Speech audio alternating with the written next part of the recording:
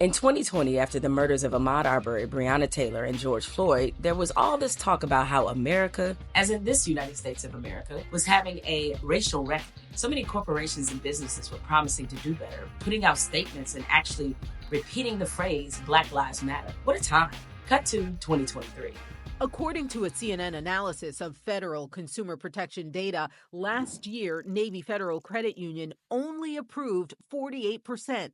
That's less than half of its Black applicants for conventional home mortgages. White borrowers were approved more than 75% of the time. It's the biggest gap among the top 50 lenders. Yep, and fuck it, I'm bothered. Now, I know what some of you are thinking, especially though some of you who, when it comes to identifying racism, like to reach for any other conclusion but that one. You're thinking, it's not racism. Those Black people just weren't qualified. The data also shows Navy Federal was more than twice as likely to deny Black mortgage applicants than white ones, even when different variables, including income, debt, property value, and down payment percentage, were the same. Well. The plot thickens. CNA's analysis showed that Navy Federal approved more white borrowers who were making less than $62,000 a year than it did Black borrowers who were making over $140,000 a year.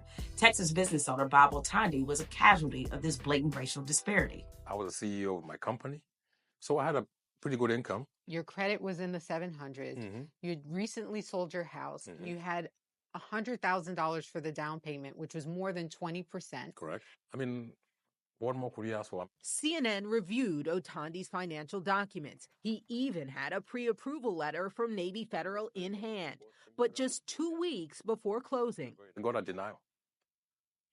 They sent me a letter saying, "We're sorry, but your application has been denied." Were you stunned, surprised? I mean, I was stunned. I was shocked. I was hurt. The denial letter listed excessive obligations in relation to income as the reason. When they denied is when we came back and said, "Oh man, there's something else going on." And what did you think that something else was? Discrimination. Not just discrimination, but say it with me, people.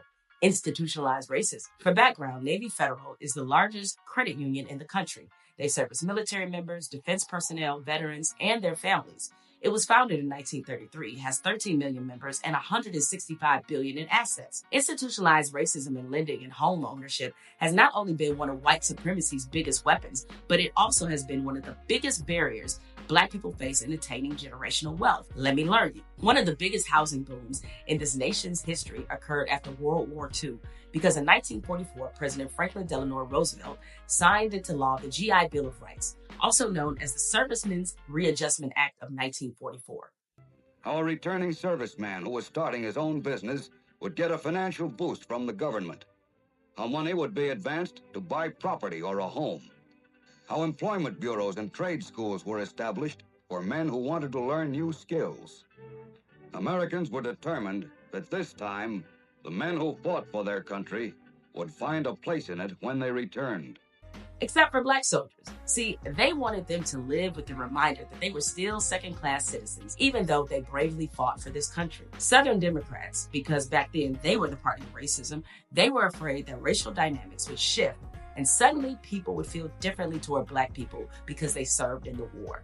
So Mississippi Congressman John Rankin, the chair of the House Veterans Committee, wanted to make sure the GI Bill primarily benefited white people. To be honest, if he could have gotten away with it, he would have made sure it only benefited white people. Rankin insisted that the GI Bill be administered by individual states instead of the federal government. By the way, kicking it to the states, sneaky political trick in some cases. When the Supreme Court ended Roe versus Wade, it made abortions a state-by-state matter. The Supreme Court knew several states had laws on the books that would end or criminalize abortion as soon as federal protection for abortion ended. So they were effectively ending abortion in some places. And let's not forget about that little nasty conflict known as the Civil War, which started because Southern states wanted the right to continue slavery because states' rights. Anyway, back to Rankin. He was an asshole. He proposed legislation to outlaw interracial marriage. He vehemently opposed an anti-lynching bill because he said, quote, "It will encourage the Negro brutes in their attacks on the defenseless white women of the Mississippi and this great country. Sounds like a hell of a guy.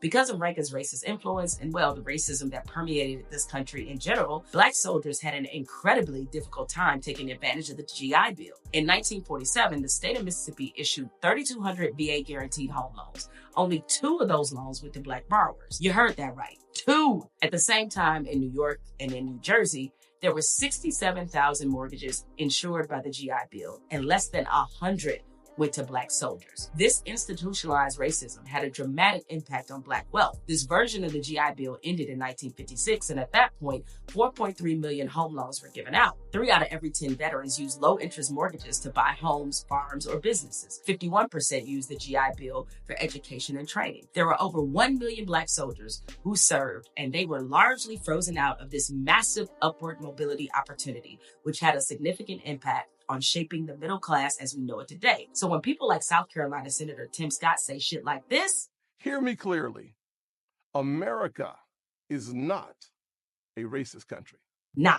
The institutionalized racism in housing is a hurdle Black people have faced for a long time. A 2021 study showed that Black and Latino homeowners were twice as likely as whites to get low appraisals. Homes in Black neighborhoods are valued 21 to 23% lower than homes in non-Black neighborhoods. In the year of our Lord, 2023, Black families on average have $986,000 less wealth than white people. A big reason, the roadblocks we face when it comes to home ownership. To quote researcher John Welburn, yesterday's segregation is today's racial wealth gap. So when I see conservative clowns like Edward Bloom single-handedly destroy programs that seek to remedy these disparities that Black folks face every day by weaponizing Asians against affirmative action, filing a lawsuit targeting a venture capital fund that gives grants to Black business owners such as Slutty Vegan and the Lip Bar, I am especially pissed off because if Edward Bloom truly cared about ending racial preferences as he claims, then he would start with white people, not with us. Until then, Edward Bloom, fuck you. I mean that from the bottom of my heart. Fuck you, fuck your mama, fuck your daddy, fuck the horse you rode in on, fuck everybody who loves you, who cares about you, who has ever supported you in your life, who has become a part of making you the person that you are today. Fuck you, fuck them, fuck all of y'all. All of this is why it is laughable for people to say with a straight face that Black people do not deserve reparations. It's about so much more than just slavery. It's about a persistent process that has largely kept Black people from having access to real wealth. We are constantly lectured about pulling ourselves up by the bootstraps, even though so many of us are starting off with boots that have holes in them, or there are just no straps to be found. All Black people have ever done is pull ourselves up by the bootstraps because we've had no other choice. So trust me, we know the cavalry isn't coming, but that doesn't mean you get to play in our face. Stay unbothered.